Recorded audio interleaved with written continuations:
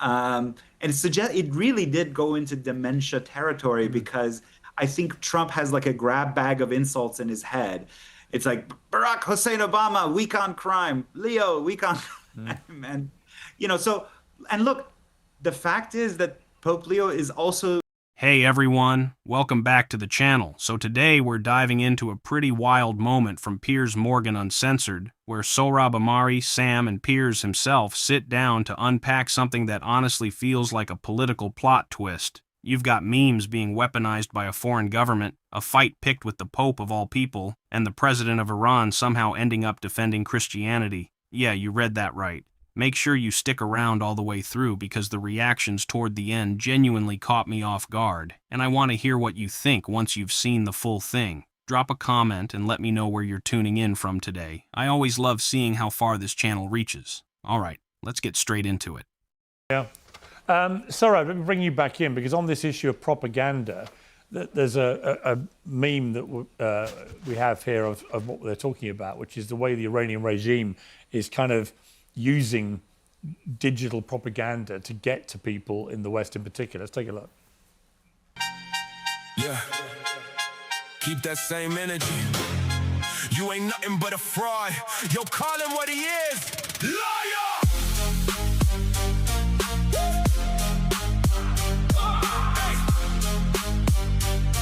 Yeah. Hey, loser, come closer. I'm the exposer. Fake billionaire, your whole empire opposer. You step down, another liar takes the crown. The whole system is a circus. You're just a clown. You drop fake news, sitting high in your tower, morally bankrupt, just drunk on the power. You know what's interesting about that to me, I think, Soraya, is it's well made. It's very slick. It was commissioned by the Iranian regime. And not all the memes coming out of Iran are using humor. This one was posted a few days ago by the Iran embassy in Tajikistan, mocking President Trump as Jesus after Trump obviously reposted that meme. Let's take a look at this. Your reckoning has come. What is this?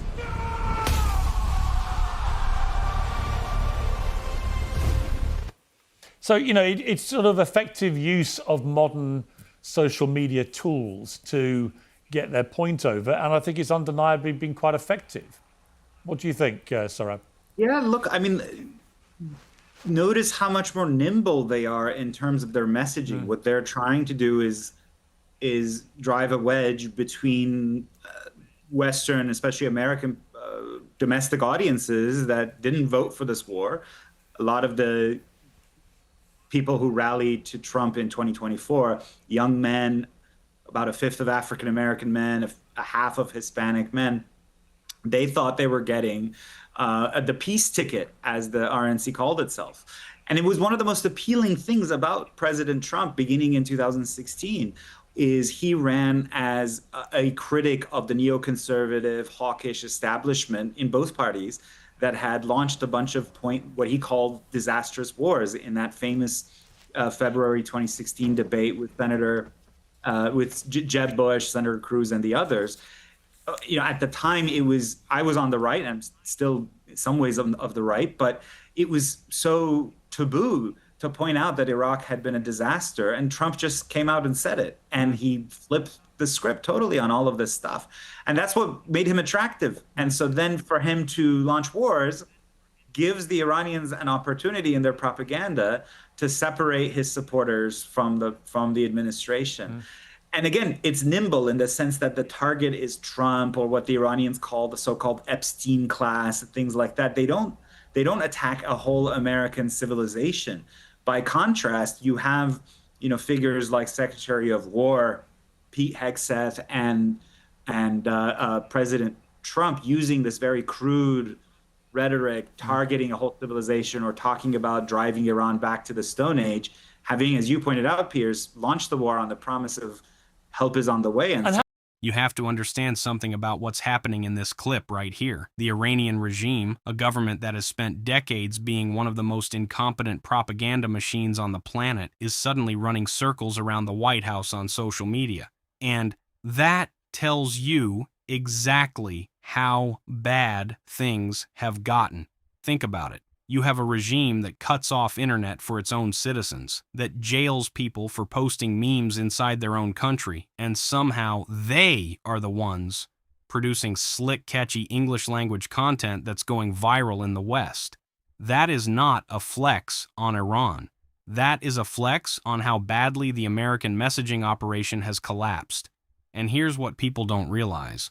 Sohrab nailed it when she said the regime is trying to drive a wedge between Western audiences that didn't vote for this war. Because she is absolutely right. This wasn't on the ballot. Nobody in 2024 was standing in line to vote for bombing Iran. The coalition that won that election was sold a very specific product, and Sohrab laid it out perfectly. She said young men, about a fifth of African-American men, a half of Hispanic men, they thought they were getting the peace ticket. Let me break down why this matters. That wasn't some small constituency. That was the margin. That was the coalition. Those voters were told for years that the Iraq War was a disaster, that the neocons in both parties were the problem, that the endless wars in the Middle East were coming to an end. And then the second the ink dries, suddenly we're bombing a country that hasn't attacked us and telling everyone to just trust the process. This is the part that blows my mind.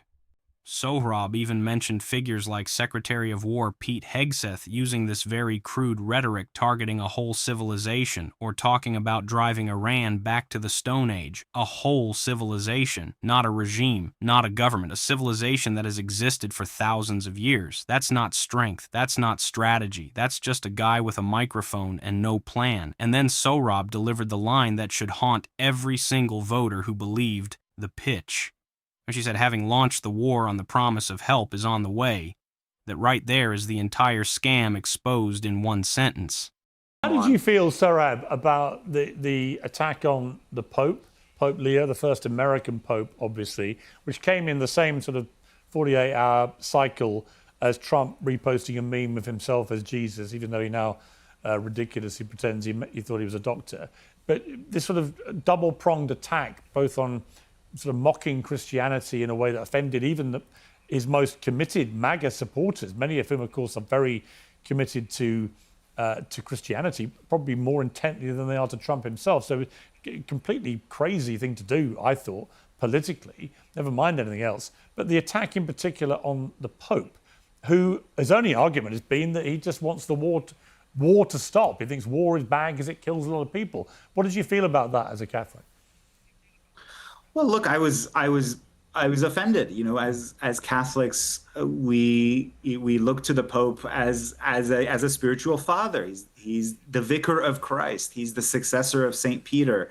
In the book of Acts, there's a verse that says that when Peter came around, the people would bring the ill and disabled, and they would lay their disabled and sick people in the path of Peter so that his shadow might fall on them and heal them. So that's the kind of level of authority you're talking about. And, you know, there was something bizarre about that message of saying Pope Leo is weak on crime, as though he's talking about like a local mayor.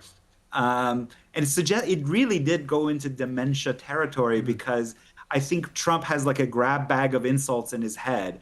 It's like Barack Hussein Obama, weak on crime, Leo, weak on crime. And, you know, so, and look, the fact is that Pope Leo is also not only speaking from this deep tradition of the just war theory that the Catholic Church has developed, where war is seen as an evil, and it doesn't say that you can never wage war, but it has to be under very strict conditions. And he's not only speaking from within that tradition, but he's also just addressing where popular sentiment is in the United States. Pope Leo has a plus 34 popularity rating in the United States. Trump has a negative 12, depending on which poll you look. Some are much worse. Has a negative 12 spread, like a popularity or favorability spread. So it's bizarre to take even politically speaking. Again, set aside the morality of it. It's weird to pick a fight like that with the Pope, and to pick a fight and treat him like any other politician rather than a global spiritual leader. Yeah.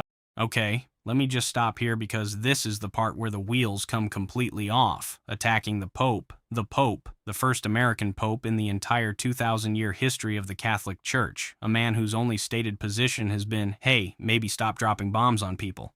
That is his crime, wanting fewer people to die. And I want you to really sit with what Piers pointed out here. He described this as a double-pronged attack, both on sort of mocking Christianity in a way that offended even his most committed MAGA supporters. Think about that. You campaigned for years as the defender of Christian values. You wrapped yourself in that flag over and over, and then you turn around and repost a meme of yourself as Jesus, while simultaneously insulting the spiritual leader of over 1 billion Christians worldwide. That's not a political strategy. That's self-sabotage at a cosmic level. Sorab, who is Catholic, made a point that I think deserves its own billboard. She said there was something bizarre about that message of saying Leo is weak on crime, as though he's talking about like a local mayor. Because yes, that is exactly the energy. You cannot reduce the Vicar of Christ to a Tuesday night insult tweet. It's like showing up to a Michelin-starred restaurant and complaining about the ice cubes, and then Sohrab dropped the line that truly stopped me. She said it really did go into dementia territory because he has like a grab bag of insults in his head. And honestly, once you hear it, you cannot unhear it. It's the same 3 or 4 insults being recycled on a loop no matter who the target is. A pope, a senator, a journalist, a grocery store cashier, doesn't matter. Same playbook, same grab bag. Here's what people don't realize. Sohrab brought out a number that should terrify any political operator. Pope Leo has a plus 34 popularity rating in the United States. 34. And the opponent he picked a fight with sits at negative 12. You don't need a focus group to tell you that is a losing matchup. That is arithmetic. That is a man walking into a boxing ring against someone 46 points heavier and wondering why he keeps getting knocked down. I agree. Just finally, Sam, I was struck by the fact the new Iranian president, Masoud Pezeshkian, backed the Pope, posting, His Holiness Pope Leo, I condemn the insult to Your Excellency on behalf of the great nation of Iran and declare that the desecration of Jesus, the prophet of peace and brotherhood, is not acceptable to any free person. I wish you glory by Allah. A pretty extraordinary thing to see coming out of the mouth of the president of Iran. Were you surprised to see that? And what do you make of this whole row that Trump's having with the Pope?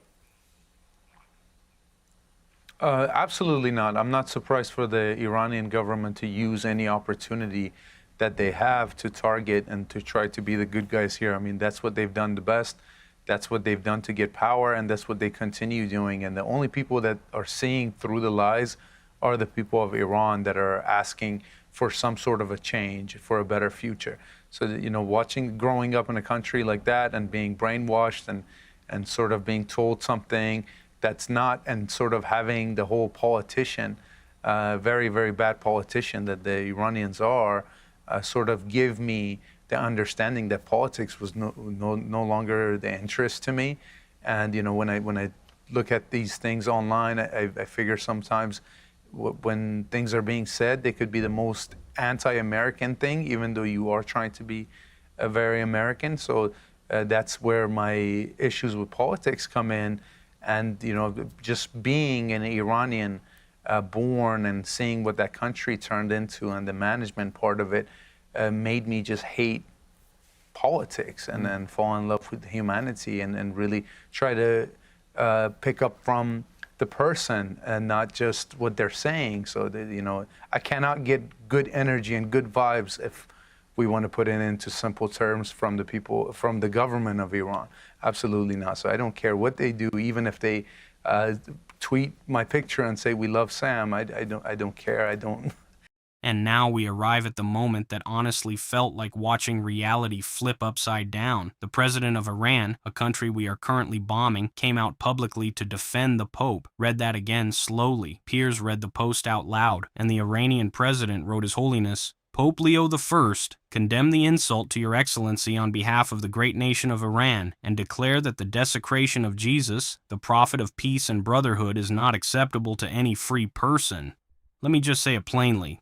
When the theocratic government of Iran is out here sounding more respectful toward Christianity than the American administration, something has gone catastrophically wrong with the plot. Now, Sam had a really grounded take on this, and I appreciated her honesty. She said she was not surprised for the Iranian government to use any opportunity that they have to target and to try to be the good guys here. And she's right. This is a calculated move by Tehran. But here's the part people miss. It only works because we handed them the opening.